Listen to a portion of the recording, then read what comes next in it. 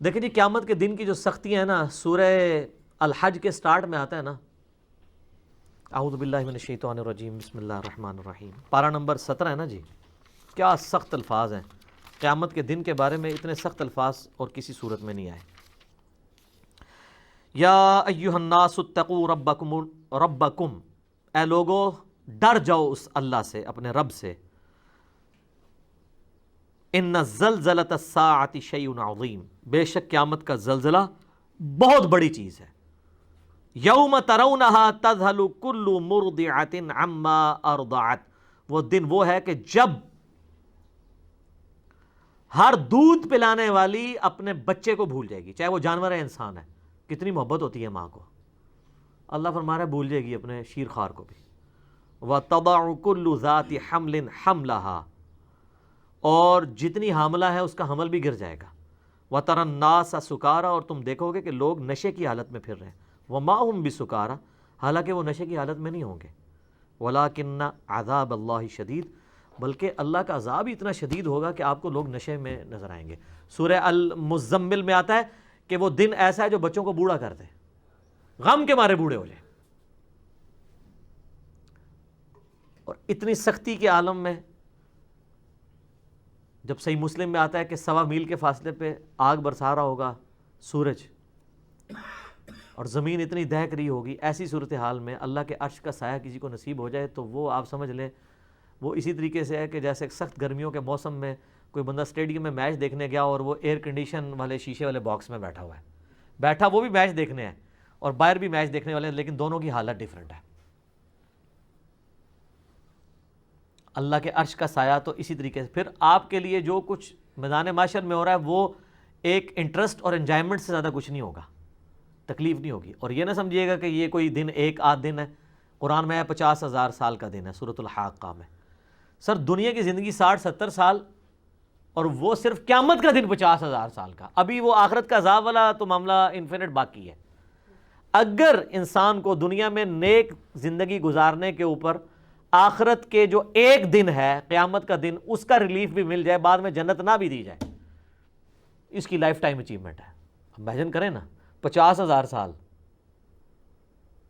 یا تو 50 منٹ نہیں کوئی عذاب برداشت کر سکتا۔ لوگ کہنے کو تو کہہ دیتے ہیں، لیکن اگر کسی کو فزیکلی مثال دی جائے نا کہ فجر چھوڑنے پہ اگر تمہیں ایک 10 فٹ بائی 10 فٹ کے کمرے میں بند کیا جائے جس میں 1000 کوبرا سانپ، 1000 بچھو ہوں، اور اس کمرے کا ٹیمپریچر بھی جو ہے وہ 60 ڈگری سینٹی گریڈ تک کر دیا جائے، وہ قیامت کو تو چھوڑ دیں، بخاری مسلم میں حدیث ہے کہ دنیا کی آگ سے 70 گنا زیادہ وہ تیز ہے۔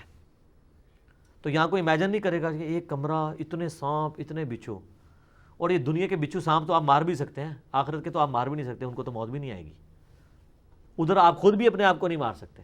ثم لا يموت فیہا ولا یحیا، نہ تو پھر زندوں میں ہوگا نہ مردوں میں۔ تو ایسی صورتحال میں اگر اللہ کے عرش کا سایہ نصیب ہو جائے تو بہت بڑی کامیابی ہے۔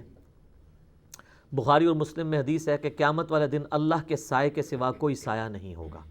محدثین نے اس کی تعویل کی ہے کہ اللہ کے سائے سے مراد اللہ کے عرش کا سایہ ہے۔ تو پھر آپ علیہ السلام نے فرمایا کہ البتہ 7 قسم کے لوگ ہیں جنہیں اللہ کے عرش کا سایہ نصیب ہوگا۔ پہلے نمبر پہ فرمایا عادل حکمران۔ سب سے مشکل کام ہی ہے سر، اس لیے میں کہتا ہوں کہ جو حکمران ہے یا چیف جسٹس ہے وہ اللہ کی کرسی پہ دنیا میں بیٹھا ہوا ہے، کیونکہ اللہ نے میزان نازل کیا ہے نا۔ اللہ کہتا ہے کہ میں قسط قائم کرنے والا ہوں، میں نے کتابیں نازل کی اور عدل کا ترازو اتارا ہے دنیا کے اندر کہ تم انصاف کرو۔ انبیاء کے آنے کا مقصد یہ ہے، اللہ نے اپنے اوپر اپنی توحید کے اوپر گواہ کیا ہے انصاف کرنے والوں کو، وَأُولُو الْعِلْمِ قَائِمًا بِالْقِسْطِ، اہل علم جو انصاف پہ قائم لوگ ہیں، عادل حکمران۔ چلیں ہم تو اس کیٹیگری میں حکمرانی والے معاملے میں نہیں، لیکن اس کی آپ کورالریز بنائیں گے کہ آپ اگر کسی ایک علاقے کے اوپر آپ کی چھوٹی سی حکمرانی ہے، کونسلر ہیں یا ایم این اے، تو آپ اپنے اس کے اوپر اگر عدل کرنے والے ہیں، البتہ جج جو ہے نا وہ اس کو پریکٹس کر سکتا ہے کہ وہ انصاف کرے تو قیامت والے دن اللہ کے عرش کا سایہ حاصل کر لے۔ دوسرا فرمایا کہ وہ شخص جس نے جوانی میں عبادت کر لی، توبہ کی روش اختیار کر لی، در جوانی توبہ کردن شیوہ پیغمبری، بڑھاپے میں تو شیر بھی شکار کرنا چھوڑ دیتا ہے، وہ لوگوں کا بچا ہوا شکار کرتا ہے، جوانی کے اندر عبادت کرنا یہ مشکل کام ہے۔ تیسرا فرمایا کہ ایسا شخص جس کا دل مسجد میں اٹک رہا ہو، ایسا اٹکے کہ وہ یعنی مسجد سے نکلے تو گویا جس کو کہتے ہیں نا مچھلی پانی سے نکل آئی ہے، دوبارہ مسجد میں جانے کی کوشش کرے۔ وہ تو بخاری مسلم میں حدیث ہے کہ جو شخص نماز کے انتظار میں بیٹھا ہوتا ہے وہ بھی نماز کے اندر شمار ہوتا ہے، حالانکہ بیٹھا انتظار میں ہے۔ تو مسجد میں جس کا دل اٹک رہا ہو تو اس کو بھی اللہ کے عرش کا سایہ نصیب ہوگا انشاءاللہ۔ چوتھا وہ شخص جو اکیلے میں بیٹھ کے اللہ کو یاد کرے اور اس کی آنکھوں سے آنسو نکل آئے، اللہ کے خوف کی وجہ سے، اس کی محبت کی وجہ سے۔ تو چوتھا وہ شخص جو اکیلے میں اللہ کو یاد کرے اور اس کی آنکھوں سے آنسو نکلے۔ پانچواں وہ شخص کہ جسے کوئی اعلیٰ نسب والی عورت برائی کی طرف مائل کرے اور وہ اللہ کے خوف سے رک جائے اور وہ کہے کہ میں اللہ سے ڈرتا ہوں، میں یہ کام نہیں کروں گا، تو اسے بھی قیامت والے دن اللہ کے عرش کا سایہ نصیب ہوگا۔ اور چھٹا وہ شخص کہ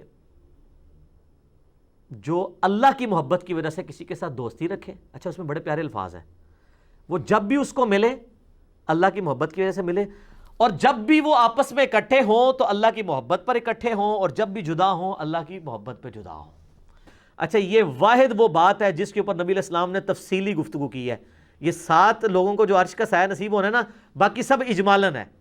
عادل حکمران، دیٹس آل، اس کی کوئی آگے تفصیلات نہیں بیان کی، ٹھیک ہے۔ اکیلے میں بیٹھ کے روئے، آنسو آ جائیں، کوئی تفصیلات بیان نہیں کی۔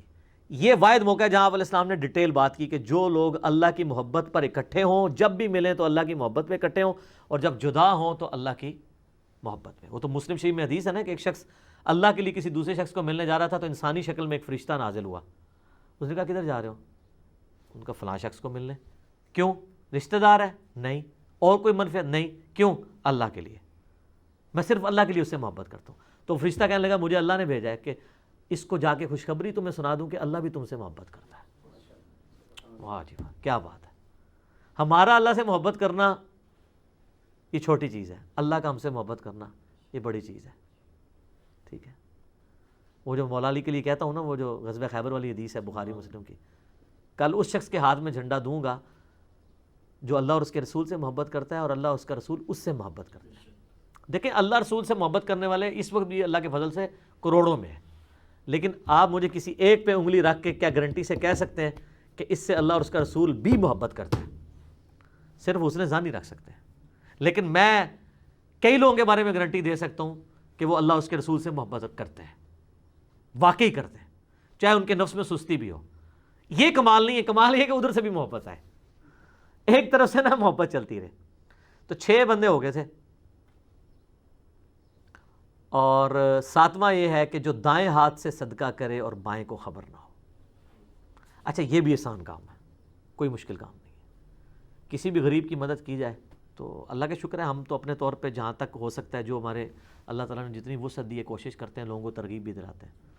تو یہ 7 کے 7 لوگ جو ہیں وہ کوئی بھی ان میں سے کسی ایک کیٹیگری میں فال کر گیا تو اس سے اللہ کے عرش کا سایہ نصیب ہوگا، لیکن اس کے ساتھ یہ لازمی چیز ہے کہ وہ باقی معاملات کو بھی لے کے چلتا ہو۔ یہ نہیں ہے کہ وہ اللہ کی راہ میں صدقہ اور خیرات تو کر رہا ہے، نماز کوئی نہیں پڑھ رہا۔ یہ احادیث میں جتنے فضائل آتے ہیں نا، یہ اس شخص کے لیے ہوتے ہیں جس نے بیسک ڈیٹم لیول اچیو کیا ہوتا ہے۔ مثلا اگر میں آپ کو کہوں کہ آپ پاکستان میں کاروبار شروع کریں گے، اس کے لیے یہ شرائط ہیں، تو یہ انڈرسٹوڈ ہوگا کہ آپ کو جو آئین پاکستان جس چیز کا اختیار دیتا ہے اس کے اندر اندر آپ فال کر رہے ہیں۔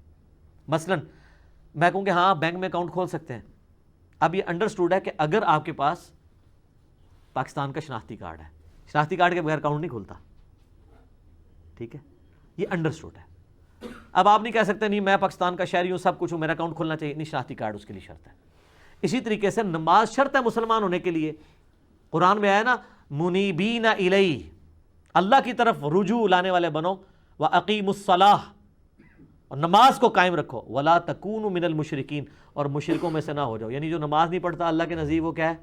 مشرک۔ اور مسلم شریف میں حدیث ہے 246 نمبر، بندے کے کفر اور اسلام، شرک اور ایمان کے درمیان فرق نماز ہے۔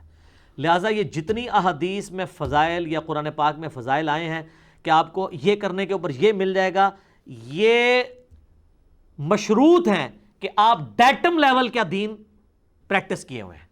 اگر آپ نے وہ نہیں کیا ہوا پھر کوئی فضیلت نہیں آپ کے لیے. سبحان اللہ کے اوپر 10 نیکیاں آپ کو تبھی ملنی ہے جب آپ یہ باقی کام بھی کر رہے ہیں. وہ کہتے ہیں نا جی سبحان اللہ و بحمدہ 100 دفعہ پڑھ لیں تو سمندر کی جھاگ کے برابر بھی گناہ معاف ہو جائیں گے. نماز نہ پڑھیں بے شک، اس طرح نہیں ہوگا. اس کو سپورٹیو وہ مسلم شریف کی حدیث ہے، اگر کبیرہ گناہوں سے بچا جائے تو ایک جمعے سے دوسرا جمعہ، ایک رمضان سے دوسرا رمضان، اور ایک نماز سے دوسری نماز درمیان کے تمام گناہوں کا کفارہ ہے. یہ حضور علیہ السلام نے کلیئر کر دیا. اگر کبیرہ سے بچا جائے، اگر کوئی کہ جی میں ایک جمعہ پڑھ لوں اگلا جمعہ پڑھ لوں، تو حضور نے کیا کہا؟ کبیرہ گناہوں سے. تو نماز چھوڑنے سے بڑا کوئی کبیرہ گناہ ہے؟ شرک کے بعد دنیا میں سب سے بڑا گناہ نماز چھوڑنا ہے. اچھا، ایک رمضان سے دوسرا رمضان، پھر تو لوگ کہیں کہ بس رمضان میں نمازیں پڑھ لو، روزے رکھ لو، اگلے رمضان میں کر لو، بیچ چلے سارے معاف، جس طرح اکثریت مسلمانوں کی ہے. لیکن حضور نے کہا اگر بیچ میں کوئی کبیرہ گناہ نہیں کیا، اور ایک نماز سے دوسری نماز درمیان کے گناہوں کا کفارہ ہے اگر کبائر سے بچا جائے. کبیرہ گناہوں کی توبہ جو ہے صرف معافی سے ہوگی، وہ آٹومیٹکلی معاف نہیں ہوتے ہیں نیکیوں کے اگینسٹ، بلکہ وہ توبہ کرنے سے، اپنی اصلاح کرنے سے معاف ہوتے ہیں. لہذا جتنے فضائل قرآن و حدیث میں آئے نا کہ آپ کو یہ پڑھنے سے یہ ملے گا، یہ پڑھنے سے یہ ملے گا، یا یہ 7 لوگوں کو اللہ کے عرش کا سایہ ملے گا، یہ سبجیکٹڈ ٹو وہ ساری چیزیں ہیں. ورنہ تو یہاں پہ لوگ کتنے دسترخوان چلا رہے ہیں اور وہی سمجھ رہے ہیں کہ ہم کچھ بھی نہ کریں، بے شک حرام کے مال سے دسترخوان چلا رہے ہیں تو ہمیں اللہ تبارک و تعالیٰ قیامت الدین اللہ کے عرش کا سایہ دے دے گا. نہیں. یا ایک بندہ کہتا ہے میں اکیلے میں بیٹھ کے اللہ کو یاد کیا اور رو دیا، پھر سال بعد جو ہے وہ ایک عید کی نماز پڑھ لی تو مجھے اللہ کے عرش کا سایہ مل جائے گا. نہیں، یہ تب ملے گا جب آپ نے وہ بیسک ساری اچیو کی ہوں گی. اور یہ انڈرسٹوڈ ہوتا ہے. اس سے بڑی کیا انڈرسٹوڈ چیز ہو کہ بخاری اور مسلم میں جو کتاب الایمان چیپٹر ہے، دونوں میں حدیث ہے کہ اسلام کی بنیاد 5 چیزوں پہ ہے. آپ مجھے بتائیں، آپ کہتے ہیں کہ میں نے ایک بلڈنگ کھڑی کی لیکن اس کی بنیاد کوئی نہیں ہے.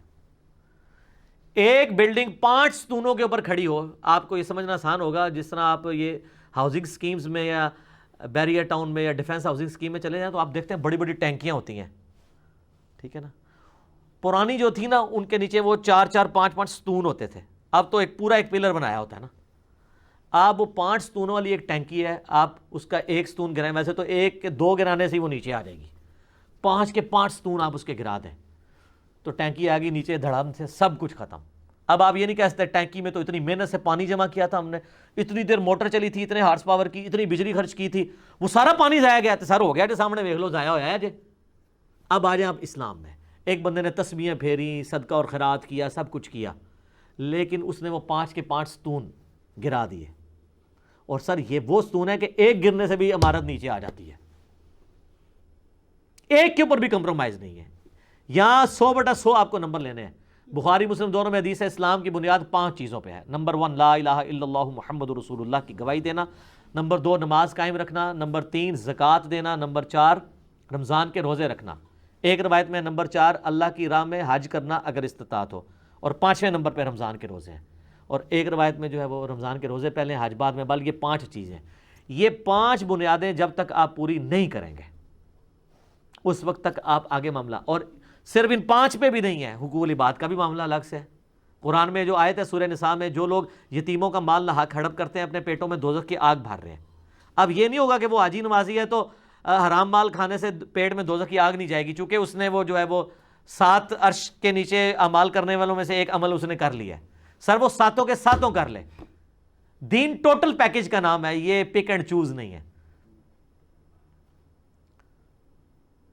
اور ڈاکٹر سرار صاحب اکثر کہا کرتے تھے نا کہ یہ ٹوٹل پیکج ہے، آپ نے اپنی مرضی کا دین نہیں لینا.